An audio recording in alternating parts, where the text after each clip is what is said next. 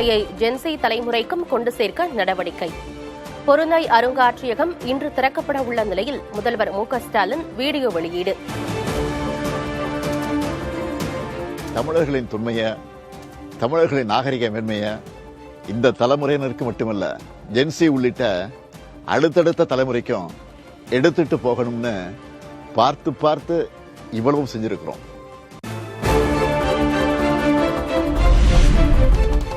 ஜனவரி 8ஆம் தேதி முதல் 21ஆம் தேதி வரை நடைபெறுகிறது சென்னை புத்தக காட்சி.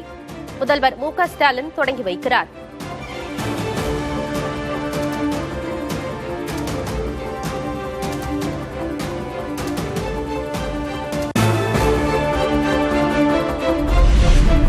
தொழில் வழிகாட்டி நிறுவனத்தின் இந்திய காப்புரிமை பதிவுகளில் 23% வளர்ச்சி கண்டு தமிழ்நாடு புதிய சாதனை.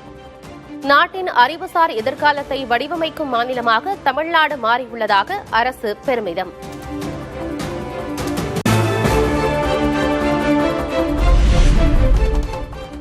சென்னை அண்ணா அறிவாலயத்தில் நாளை மாலை 6 மணிக்கு திமுக மாவட்ட செயலர்கள் கூட்டம். வரைவு வாக்காளர் பட்டியல் சரிபார்ப்பு தொடர்பாக கூட்டத்தில் ஆலோசிக்கப்படும் என பொதுச் செயலர் துரைமுருகன் அறிவிப்பு.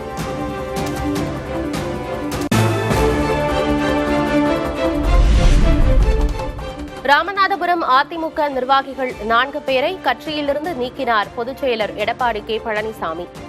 திமுகவில் இணைந்த முன்னாள் அமைச்சர் அன்வர் ராஜாவின் ஆதரவாளர்கள் நீக்கப்பட்டதாக தகவல்.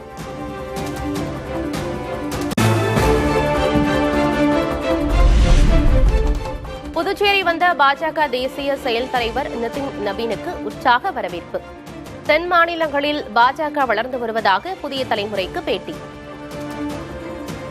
How do you feel in southern states? In first time, BJP is growing. Okay, sir. What is your strategy in Tamil Nadu and Puducherry?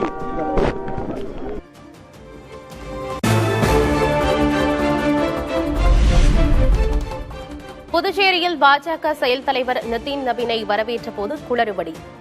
சாலையில் இறங்கி நடந்து சென்ற மத்திய அமைச்சர் மன்சுக் மாண்டவியா.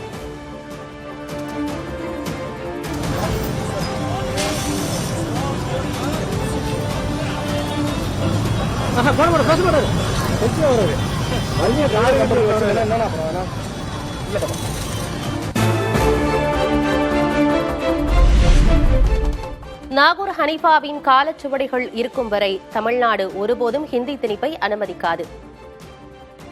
நாகூர் ஹனீஃபாவின் 100ஆண்டு விழாவில் துணை முதல்வர் உதயநிதி ஸ்டாலின் பேச்சு. நாகூர் ஹனீஃபாவுடைய காலடி சுவடிகள் இந்த மண்ணில் இருக்கிற வரைக்கும், அவருடைய குரல் இந்த காற்றில் கலந்திருக்கிற வரைக்கும் தமிழ்நாடு ஒருபோதும் இந்தி திணிப்பை தமிழ்நாட்டுக்குள்ள அனுமதிக்காது என்பதை உறுதியோடு உங்கள் முன்பு சொல்கின்றேன்.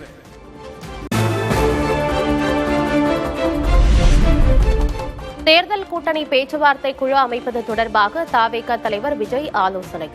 செங்கோட்டையன் உள்ளிட்ட நிர்வாகிகள் பங்கேற்பு.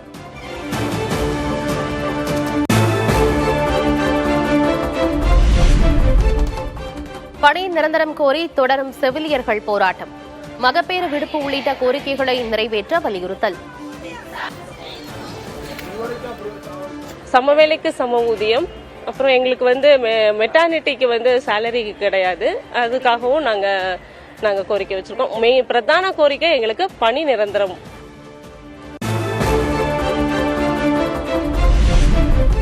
ஒப்பந்த செவிலியர் பணியிடங்களை கொண்டு வந்ததே அதிமுக தான் என அமைச்சர் மா. சுப்பிரமணியன் குற்றச்சாட்டு. காலி பணியிடங்களே இல்லாத நிலை தற்போது உள்ளதாக விளக்கம். இன்னைக்கு எடப்பாடி பழனிசாமி போன்றவர்கள்லாம் அறிக்கை விடுறாங்க.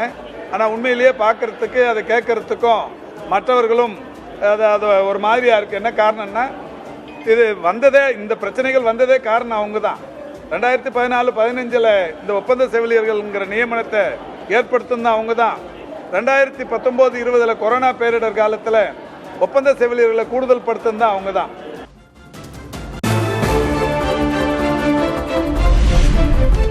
அரசு மருத்துவமனைகளில் பணியாற்றும் ஒப்பந்த செவிலியர்களை பணி நிரந்தரம் செய்ய வேண்டும். கூடுதல் செவிலியர் பணியிடங்களை உருவாக்கவும் பாமக நிறுவனர் ராமதாஸ் வலியுறுத்தல்.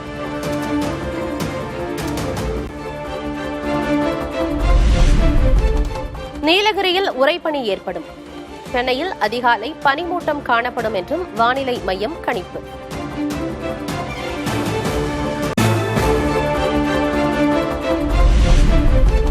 உதகையில் உறைபனியின் தாக்கம் அதிகரித்துள்ளதால் 0.3 டிகிரி செல்சியஸாக குறைந்த வெப்பநிலை. கடும் குளிரால் மக்களின் இயல்பு வாழ்க்கை பாதிப்பு.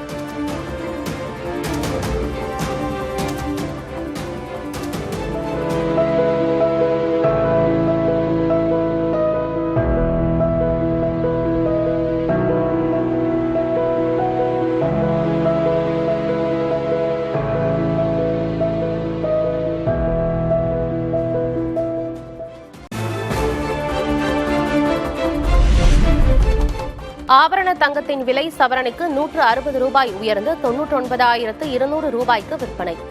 1 கிராம் வெள்ளி 5 ரூபாய் உயர்ந்து 226 ரூபாயாக நிர்ணயம்.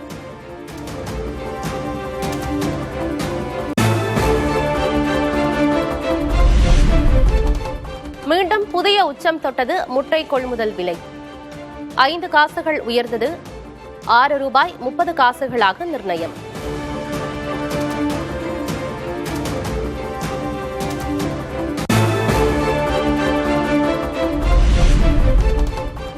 அசாம் மாநில முன்னாள் முதல்வர் கோபிநாத் பர்தோலாயின் சிலையை திறந்து வைத்தார் பிரதமர் நரேந்திர மோடி. கவுஹாத்தி விமான நிலையத்தின் புதிய முனையமும் திறப்பு.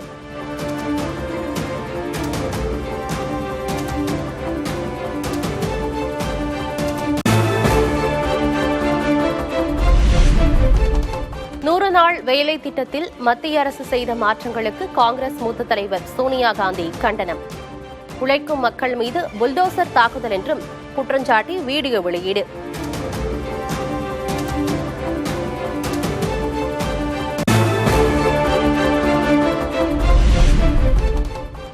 மனிதர்களை விண்வெளிக்கு அனுப்பும் ககன்யான் திட்டம். இஸ்ரோவின் பாராசூட் சோதனை வெற்றி.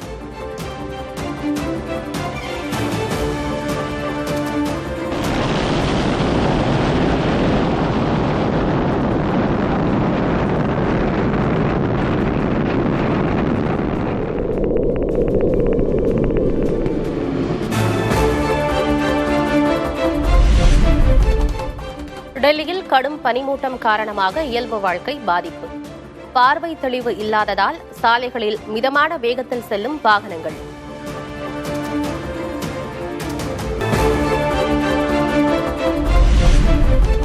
T20 கிரிக்கெட் உலக கோப்பைக்கான இந்திய அணி அறிவிப்பு. சூரியகுமார் யாதவ் தலைமையிலான அணியில் துணை கேப்டன் சுப்மன் கில்லுக்கு இடமில்லை.